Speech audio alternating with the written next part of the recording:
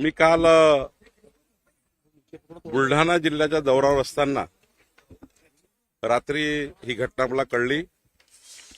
आता सरळ बुलढाणा अमरावतीवरनं इथे पोहोचलेलो आहो. पूर्ण तपासणी केली आहे आणि NMRDAच्या माध्यमातून नागपूर विकास प्राधिकरणाच्या माध्यमातून जे या ठिकाणी डेव्हलपमेंट चालू आहे, या डेव्हलपमेंटमध्ये 3 महत्वाचे महाद्वार आहेत. एक मुख्य महाद्वार आहे, एक दुसरा महाद्वार आहे, तिसरा महाद्वार आहे. 151 फूट आपण बघितलं असाल की हनुमान मूर्तीचे बांधकाम सुरू आहे. तर या ठिकाणी फक्त तपासावं लागणार आहे की NMRDAने जे बांधकाम केलं आहे किंवा जे काही स्लॅब टाकताना कुठल्या सेंटरिंग, त्यांनी सांगितलं मला की सेंटरिंग मध्ये काहीतरी वेळेवर प्रॉब्लेम झाला, त्यामुळे बीम पडले. तर मला वाटतं याची चौकशी केली पाहिजे. मी स्वतः त्याची चौकशीची मागणी केली आहे आणि चौकशी करायला लागली आहे VRCच्या माध्यमातून, VNITच्या माध्यमातून. आणि कुठं नेमका प्रॉब्लेम झाला आहे आणि इथली प्रोजेक्ट मॅनेजमेंट कन्सल्टन्सी आहे पुणेची, ती PMCची जबाबदारी आहे. आमचे NMRDAचे अधिकारी या ठिकाणी असतात. कॉन्ट्रॅक्टर जो आहे तो या ठिकाणी ज्यांनी काम घेतलं आहे ते, हे सर्व यांची चौकशी केली गेली पाहिजे. याची दखल मी घेतली आहे. चौकशी अंती जे काही रिपोर्ट येतील उच्चस्तरीय चौकशी केली पाहिजे असे मी या ठिकाणी सांगितलं आहे. आणि पुढचे जे बांधकाम आहे ते सुद्धा त्या ठिकाणी चांगल्या क्वालिटीनी, म्हणजे VNITनीच, बाकी शेवटी या सर्व कामाला VNITचं अप्रुव्हल असतं. हे जे बांधकाम पूर्ण होऊन VNITचं अप्रुव्हल यांनी घेतलं का किंवा कॉलम बीम करताना VNITचं अप्रुव्हल घेतलं का हे तपासावं लागेल. तर निश्चितपणे चौकशी करू. चौकशीनंतर जो काही रिपोर्ट येईल त्यावर पुढची कारवाई करू. झालेल्या अपघातामध्ये जे लोक त्यांना घायल झाले किंवा जीवहानी झाली काय काही? एक चांगलं झालं की आई महालक्ष्मीच्या कृपेने कुठलीही जीवहानी झाली नाही. 8 जे त्या ठिकाणी जखमी आहेत त्यांना आता सुटी झाली आहे. 5 लोकांना अलेक्सिस आणि मॅक्समध्ये ऍडमिट आहे. एकांना थोडी ब्रेन इंजुरी आहे. बाकी तर जवळपास सर्व स्टेबल आहे असं मी आता विचारलेलं आहे. कोणतीच जीवहानी झाली नाही. सर्वांचेच प्राण वाचलेले आहे आईच्या कृपेने. पण खऱ्या अर्थाने अशी दुर्घटना होणे हे काही योग्य नाही आहे. त्याची चौकशी आम्ही करणार आहोत. आपण चौकशी करणार आहे, पण त्याच्यासाठी अशी काही कालमर्यादा ठरवून देणार की किती दिवसात चौकशी करा आणि काय कसं? त्याच्यामध्ये VNITची चौकशी केली पाहिजे. अजून काही कुठल्या चौकशी करावं लागतील, कारण अधिकारी NMRDA, हे काही कोराडी महालक्ष्मी संस्थांचं काम नाहीये. हे NMRDA सरकारच्या माध्यमातून आपण NMRDAला हे काम दिलं आहे. त्यानंतर VNIT याच्यावर देखरेख ठेवतं. त्यानंतर प्रोजेक्ट मॅनेजमेंट कन्सल्टन्सी आहे ती देखरेख ठेवतं.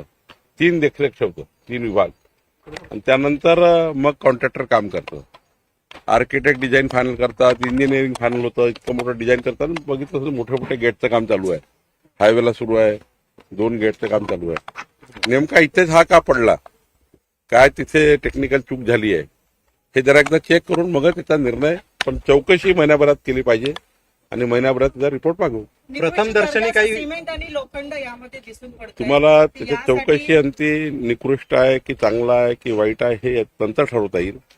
आपल्याला चौकशी याची केली गेली पाहिजे का, तर केली गेली पाहिजे. कारण 3 गेटचं काम चालू आहे. 2 गेट त्यांनी व्यवस्थित कास्ट केले आहे. 1 गेटला काय झालं, कुठले बीम चुकले, काय चुकले, नेमका काही स्पॅन चुकला का किंवा काय झालं एकदा चेक करावं लागेल. डिझाईन चुकले काय चेक करावं लागेल. डिझाईन करताना स्ट्रक्चरल डिझाईन चुकली काय चेक करावं लागेल. मग डिझाईन जर बरोबर होती तर मग कास्टिंग बरोबर झालं नाही काही चेक करावं लागेल. खरं तर ह्या सर्व गोष्टी चेक करण्याच्या आहेत. त्यामुळे महिनाभराच्या आत त्याची चौकशी करू. सर, ही जी घटना घडली त्याच्या मागे काहीतरी चूक झालीच असेल, ते चौकशांती पुढे येईल. पण ज्या BBG कंपनीला हे कॉन्ट्रॅक्ट दिलेलं आहे त्याच्याकडे हेच काम नाही तर भरपूर इतरही काम आहे. तर कुठेतरी त्या कामाला काही प्रतिबंध बसेल का, की काय नेमकं पुढच्या चौकशी कामाची केल्यानंतर शेवटी बाकी कामाचा या कामाचा काही संबंध नसतो. ज्या कामात हे झालं आहे, ज्या कामामध्ये या ठिकाणी हा ऍक्सिडेंट झालाय, हा जो मोठा दुर्घटना झाली आहे, या कामाचं चेकिंग केलं पाहिजे. बाकी इतर ठिकाणी कामं चालू असतील त्याचा याचा काही संबंध नाही. पण या ठिकाणी जे काम चालू आहे त्याची चौकशी मात्र या घटनेची झाली पाहिजे. याकरता महिनाभराच्या काळामध्ये कंपनी, पीएमसी, NMRDA आणि संबंधित सर्व आर्किटेक्ट, डिझाईन सर्वांची चौकशी आपण करणार आहोत. राजकीय प्रश्न संजय राऊत गंभीर आरोप करत आहेत की जे जगदीप धनखड उपराष्ट्रपती होते ते बेपत्ता करण्यात आले, त्यांना नजर कैदेत ठेवल्याचे गंभीर आरोप ते करतात. याबद्दल खरंच मला मी प्रवासामध्ये आहे, तुम्ही काही राजकीय सांगतात त्याबद्दल मी आज काही बघितलं नाही. कोण काय, संजय राऊत काय बोलले, कोण काय बोलले माहिती नाही. मी सरळ बुलढाण्यावरनं अमरावती, अकोला करत करत शेगाववरनं इकडे आलो आहे. त्यामुळे एकदा काय आरोप केलाय कोणी तपासून बघतो आणि मग बोलतो. एकनाथ शिंदे आयुक्त आहेत, त्यांनी आदेश काढले मास्क विक्री करून 15 ऑगस्टच्या दिवशी मास्क विक्री करू नये, त्याचा विरोध म्हणतायत. आदित्य ठाकरेंनी विरोध दर्शवलेला आहे. हे कोण होतात रोखणारे? स्वातंत्र्य दिनी लोकांचं स्वातंत्र्य हिरावलं जातं बा, अशा पद्धती टीका केली. नाही, मला का त्यांनी आदेश काढला, कुठल्या आदेशाने काढला, कुठल्या अधिकारात काढला, कल्याण डोंबिवली कमिशनरनी असा आदेश, शेवटी कुठल्या कोड असतं, शेवटी महानगरपालिका चालवताना नियम कायदे बघतो आपण. कुठल्या नियमांनी काढला, कोणी त्यांना निवेदन दिलं असं करायला, हे वगैरे चेक करावं लागेल. कल्याण डोंबिवली काय झालं एकदा मला चेक करावं लागेल. जखमीचा मी तेच सांगतो, मी आता सरळ पोहोचलो आहे. मी काल बुलढाण्याला होतो, मग अकोला आणि अमरावतीवर सरळ या ठिकाणी आलो आहे. आता मी त्या ठिकाणी जे काही जखमी आहे त्यांना मदत झाली पाहिजे. जे डिस्चार्ज झाले आहेत त्यांनाही पुढच्या काळात त्यांची घरची परिस्थिती काय आहे त्यांना पूर्ण मदत केली गेली पाहिजे. याकरता मी आढावा घेणार आहे. सर्व NMRD आणि सर्व अधिकाऱ्याशी बसणार आहे. आणि निश्चितपणे कोराडी महालक्ष्मी मंदिरात काम करताना कुठेही चूक होणार नाही याची काळजी मी पहिल्यापासून घेतली आहे. मी स्वतः उभं राहून काम करतो या ठिकाणी. यापूर्वी तुम्ही बघितलं असाल, इतकं मोठं संस्थान या ठिकाणी उभं झालं, कुठेही टाचणीभर चूक झाली नाही. आणि या ठिकाणी कुठेही कुठल्याही प्रकारचा कुठलाही भ्रष्टाचार सहन केला जात नाही. हा कोराडी महालक्ष्मीचा परिसर आहे. या ठिकाणी टाचणी आम्ही तपासतो. आणि त्यामुळं ही घटना झाली ही दुर्दैवी आहे. या घटनेच्या जे जखमी आहेत त्यांना पूर्ण काळजी घेणे, त्यांना चांगल्या हॉस्पिटलाइज करणे, त्यांची परिवाराची काळजी घेणे, ही सर्व जबाबदारी NMRD आणि सरकारची आहे. तरी आम्ही महालक्ष्मी मंदिराकडनं काही मदत करता येईल का तेही आम्ही करू. आणि सरकारची मदत जी देता येईल तेही देऊ. निवडणूक आयोगाच्या विरोधामध्ये इंडिया आघाडीचा मोर्चा निघालाय, कसं पाहता? याचा फ्लॉप शो झाला आहे याच्यापूर्वी खूप वेळा यांनी केला आहे. मला वाटतं ही खूप जुनी पिक्चर झाली आहे. घासून घासून ती आता इतकी घासलेली आहे, कुणी याला पाहायला तयार नाही. आणि इंडिया आघाडी कशाकरता मोर्चा काढते? मी तर आव्हान केलं आहे की पूर्ण निवडणुकीच्या काळात, लोकसभेच्या निवडणुकीच्या काळामध्ये काँग्रेस पार्टी आणि अलायन्सला जास्त मतं मिळाली, तेव्हा ती मतदार यादी, तेव्हा कुणी ऑब्जेक्शन घेतलं नाही, तेव्हा काँग्रेस काही बोलली नाही, कारण 31 सीट निवडून आल्या. ज्यावेळी काँग्रेस हरली आणि त्या काळामध्ये जेव्हा निवडणूक चालू असतं त्या काळामध्ये 1 लक्ष बूथवर त्या पक्षाचे प्रतिनिधी असतात, बूथ लेवल एजंट प्रत्येक पक्षाचे असतात. त्यांनी मतदार यादीवर ऑब्जेक्शन घ्यायचं असतं, त्यांनी मतदानाची पेटी सील करतो तेव्हा ऑब्जेक्शन घ्यायचं असतं. दिवसभर बूथवर मतदार कोण कोण आले, म्हणजे तुम्ही जेव्हा मतदान करायला जाता तिथे बूथ लेवल एजंट बसतात पक्षाचे, ते बोगस मतदान चालू आहे की खरं आहे ऑब्जेक्शन घेतात तिथे. म्हणजे या पूर्ण प्रक्रियेत कुठं ऑब्जेक्शन नाहीये. पेटी सील करताना पर्यंत कोणी काँग्रेस पार्टीच्या एकही कार्यकर्त्याने ऑब्जेक्शन केलं नाही. अच्छा, जे निवडणूक हरले आहेत ते बोलत नाही. बाळासाहेब थोरात यांनी मान्य केलं मी निवडणूक हरलो. या ठिकाणी नाना पटोले यांनी मान्य केलं की मी मशीनवर हरलो आणि बॅलेटवर जिंकलो. वडेट्टीवारनी मान्य केलं की मला कमी मतं मिळाले.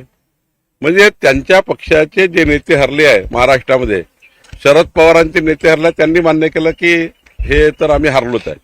मग तुम्ही पूर्ण प्रक्रिया पूर्ण होतपर्यंत निवडणुकीचा निकाल लागेपर्यंत आणि आतापर्यंत कुणी निवडणुकीच्या बूथच्या मतदार यादीवर काही प्रश्न उपस्थित केले नाही. आता करतायत. आता मात्र दुसरं आव्हान आहे त्यांना की आता पुन्हा निवडणूक आहे 3 महिन्यांनी महाराष्ट्रामध्ये, तेवढ्याच निवडणूक आहे, 13,000 पदाच्या निवडणूक आहे. आणि आता मतदार याद्या पुन्हा लागणार आहे. या प्रभागाच्या लागणार आहेत, जिल्हा परिषद गटाच्या लागणार आहे, गणाच्या लागणार आहे, महानगरपालिकेच्या लागणार आहे. तेव्हा मतदार यादी आता तपासून घ्या. म्हणजे उद्या जर निवडणूक हरले तर हे म्हणायला स्कोप नाही की मतदार ही चुकीची होती. मतदार यादी तपासण्याकरता प्रत्येक पक्षाला कलेक्टर जाहीर करतो, मतदार यादी प्रभाग जाहीर करतात. मी तुम्हाला सांगतो यावेळी सुद्धा आता नवीन मतदार जी आता निवडणूक होणार आहे यामध्ये 51% वर मतं घेऊन भाजपा महायुती जिंकणार आहे। मग पुन्हा हे म्हणतील की मतदार चुकीची होती। आता माझं आव्हान आहे, पुन्हा एकदा चेक करून घ्या।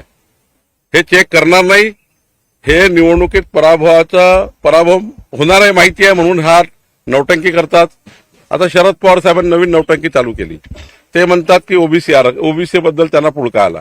आता मला सांगा, माननीय शरद पवार साहेब 40 वर्ष मुख्यमंत्र्यापासून अनेक मंत्रीपद, दिल्लीपासून गल्लीपर्यंत 60 वर्ष सरकार चालवली, कधी त्यांनी ओबीसी आयोगाला संवैधानिक दर्जा दिला? कधीच दिला नाही। मोदीजीला यावं लागलं तेव्हा ओबीसी आयोगाला संवैधानिक दर्जा मिळाला। माननीय मोदीजी आल्यानंतर जातन्याय जनगणना जे काँग्रेस पार्टी कधीच करू शकली नाही। देशातल्या 33 पेक्षा जास्त जाती सर्वच समाजामधल्या एससी एसटी ओबीसी आणि जेवढ्या कॅटेगरी आहे सर्व समाजाची जातीय जनगणनेची मागणी कधीच त्यांनी मान्य केली नाही, ते मोदीजींनी केली। महाराष्ट्रामध्ये ओबीसी मंत्रालय कधीच शरद पवारने सुरू केलं नाही, ते सुरू केलं देवेंद्र फडणवीसजींनी। या महाराष्ट्रामध्ये ओबीसी आरक्षण जेव्हा गेलं, या महाराष्ट्रामधनं निवडणुकीमधून या जिल्हा परिषदच्या स्थानिक स्वराज्य संस्थेच्या, कधी शरद पवार साहेबांनी त्याला सपोर्ट केला नाही। उलट देवेंद्र फडणवीसांना यावं लागलं, त्यांनी सुप्रीम कोर्टामध्ये अफिडेव्हिट दिले आपल्या सरकारने, आमच्या सरकारने 27% ओबीसी आरक्षण कसं बरोबर आहे ओबीसीचं 18 पगड जातीचं हे मांडलं, म्हणून निवडणुका सुरू आता लागल्या। नाहीतर निवडणुका 5 वर्ष अटकल्या होत्या। उद्धव ठाकरे सरकार होतं 2.5 वर्ष। ओबीसी समाजाचं 27% आरक्षण हे योग्य आहे का नाही हे मांडण्यास सुद्धा यांना वेळ नव्हता, ते देवेंद्र फडणवीस सरकारने करावं लागलं। ओबीसी समाजाकरता 18 जात समाज म्हणजे 18 पगड जातीकरता जे महामंडळ झाले ओबीसी मंत्रालयाकडनं ते आमच्या सरकारला झाले, एकही शरद पवार साहेबांच्या सरकारमधलं नाही आहे। म्हणजे नावी समाजाकरता नाही, माळी समाजाकरता नाही, कुणबी समाजाकरता नाही, तेली समाजाकरता नाही, धोबी समाजाकरता नाही, सर्व महामंडळ आणि आर्थिक महामंडळ हे सर्व देवेंद्र फडणवीस सरकारने केलं। आणि आता त्यांना निवडणुकीमध्ये पुळका आला या स्थानिक स्वराज्य संस्थेच्या की आता ओबीसी समाज ना कधी शरद पवार साहेब यांनी ना कधी ओबीसी समाजाचं भलं केलं, ना कधी मराठा समाजाचं भलं केलं। मराठा समाजाला आपसात भांडवत ठेवलं। आज मराठा समाजाला जे काही त्या ठिकाणी वाव आहे तो देवेंद्र फडणवीस सरकारच्या काळात मराठा समाजाचं आर्थिक आणि सामाजिक सर्वेक्षण देवेंद्र फडणवीस सरकारने केलं। म्हणजे ना मराठा समाजाला कधी न्याय दिला, ना ओबीसी समाजाला कधी न्याय दिला, आता नौटंकी चालू केलाय। त्यामुळे हे नौटंकीबाज आहे, यांना निवडणुकी आला का यांचा नौटंकी चालू होते, निवडणूक संपली घरी बसतात। आणि त्यामुळं ओबीसी आरक्षण असो की निवडणूक आयोग असो, यांना फक्त निवडणुकीचं राजकारण करायचं आहे। आम्हाला मात्र समाजाच्या शेवटच्या गरीब माणसाच्या कल्याणाच्या आमचा अजेंडा आम्हाला पूर्ण करायचा आहे। विकसित भारताचा अजेंडा माननीय मोदीजींनी घेतलेला आहे, विकसित महाराष्ट्राचा अजेंडा फडणवीसजींनी घेतलेला आहे। आम्ही आपल्या अजेंड्यावर काम करतोय आणि आम्हाला यांच्या कुठल्या आंदोलनाला काही फरक पडत नाही, ना आयोगाच्या आंदोलनाला फरक पडत नाही, ना या ठिकाणी ओबीसी आंदोलनाला फरक पडत नाही। कारण ओबीसीला आणि मराठा समाजाला न्याय द्यायचं काम हे देवेंद्र फडणवीस सरकारने केलं। म्हणजे संजय राऊतांनी म्हटलंय का काही एक भाकीत केलं संजय राऊतांनी की एकनाथ शिंदे जम्मू काश्मीरचे राज्यपाल होतील, ते कायम जम्मू काश्मीरच्या दौऱ्यावर असतात। नाही, मला संजय राऊत काय बोलले याच्याबद्दल काही माहिती नाही आणि त्यांनी त्याचं उत्तर काय मी द्यावं हे काही बंधनकारक नाहीये। एकनाथ शिंदे साहेबाशी बोलले आहेत, एकनाथ शिंदे साहेब योग्य उत्तर देतील। सर हिंदी में जानना चाहेंगे, कल यहाँ जो दुर्घटना हुई कितने लोगों को हताहत हुई, क्या हुआ, आपने मुआयना किया? 17 से 18 जो यहाँ पे काम करने वाले एक क्लास 3 क्लास 4 का वर्ग था, उनके दुर्घटना में चोट लगी है। 8 लोगों को डिस्चार्ज किया गया, 5 लोग अभी अलेक्सिस और मैक्स में हैं, जिसमें से एक को थोड़ा ब्रेन इंजुरी है। बाकी तो माताजी की कृपा से किसी को कुछ नहीं हुआ है। ये माताजी को मैं उनका चरण छूकर स्पर्श करके धन्यवाद व्यक्त करता हूँ। लेकिन जिस प्रकार से इतना बड़ा यहाँ कंस्ट्रक्शन चल रहा है, कहीं चूक नहीं हुई है। 151 फीट की हनुमान जी की मूर्ति बन रही है, आप जाके देखेंगे वहाँ कहीं चूक नहीं दिख रही है। 2 बड़े-बड़े 3 बड़े-बड़े गेट बने हैं, वहाँ कहीं चूक नहीं हुई है। लेकिन यहाँ पर जो हुआ है वो कहाँ बीम में प्रॉब्लम हुआ, कॉलम में प्रॉब्लम हुआ, कि स्लैब में प्रॉब्लम हुआ, कि सेंटरिंग में कुछ हुआ, ये जरा इंक्वायरी का इशू है। वीएनआईटी और बड़ी बड़ी संस्थाएं है, उनसे इंक्वायरी करेंगे। 30 दिन में इंक्वायरी रिपोर्ट आएगा और निश्चित रूप से जो दोषी होगा, क्योंकि इसमें एनएमआरडीए काम कर रही है, कुराड़ी संस्थान काम नहीं कर रहा है, कुराड़ी मंदिर ये काम नहीं करते क्योंकि गवर्नमेंट का काम है। तो एनएमआरडीए काम करती है, उसके ऊपर वीएनआईटी चेक करती है, उसके ऊपर प्रोजेक्ट मैनेजमेंट कंसल्टेंसी देखती है, कॉन्ट्रैक्टर के इंजीनियर देखते हैं, एनएमआरडीए के इंजीनियर देखते हैं, 5-6 लोग चेक करते हैं, उसके बाद ही ये बांधकाम होता है। तो 5-6 टीम जब चेक कर रही है एनएमआरडीए से लेके वीएनआईटी तक, तो यहाँ क्या हुआ है, क्यों हुआ है और किस कारण से हुआ है, इसका इंक्वायरी हम करेंगे। महीने भर के अंदर इंक्वायरी करेंगे और जो दोषी है उसके ऊपर भी कार्रवाई करेंगे। कॉन्ट्रैक्टर की गलती होगी तो उसको डिस्क्वालीफाई करेंगे, पीएमसी की गलती होगी तो पीएमसी को निकाल देंगे और जिसका गलती होगा उसके ऊपर कार्रवाई होगी। जो यहाँ पर जिनका एक्सीडेंट हुआ है उनको संभालने का काम हम कर रहे हैं। मंदिर संस्थान से भी उनको हेल्प करेंगे और जो एनएमआरडीए है वो भी उनका पूरा इलाज करेगी। उनके आज तक जब तक इलाज चलता है तब तक उनका पेमेंट है, उनके परिवार की मदद है, सब कुछ करेगी एनएमआरडीए और सरकार भी करेगी। मैं आज पालक मंत्री करके आप यहाँ पर चेक करने आया हूँ, क्योंकि मैं जब दुर्घटना हुई तब मैं बुल्डाना में था। बुल्डाना से प्रवास करके मैं शेगांव अकोला होते हुए सीधा यहाँ आया हूँ, लेकिन पूरी इंक्वायरी करना ये मेरी जवाबदारी है, क्योंकि जो पूरा जो बांधकाम चल रहा है ये मेरे देखरेखता में चल रहा है।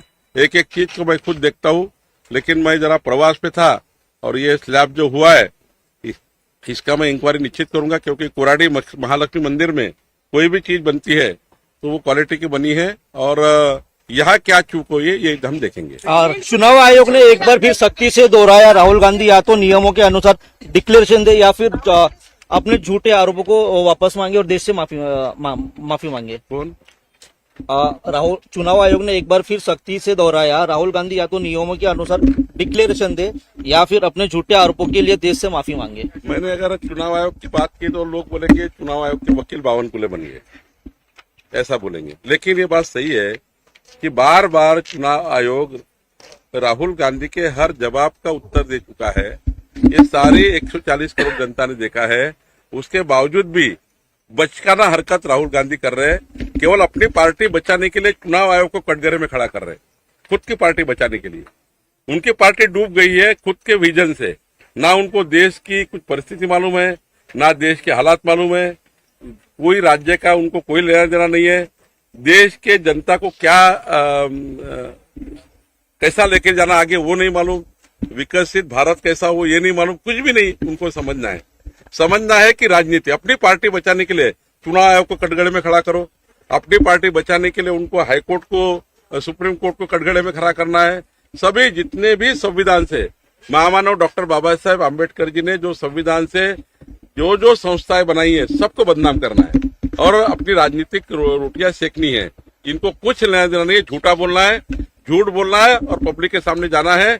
इनको पूरा जनमत इनके पास से चले गया है, इनकी जमीन खिसक गई है, इनके पास कुछ बचा नहीं है, इसलिए ये बचकाना हरकत कर रहे हैं। Thank you sir.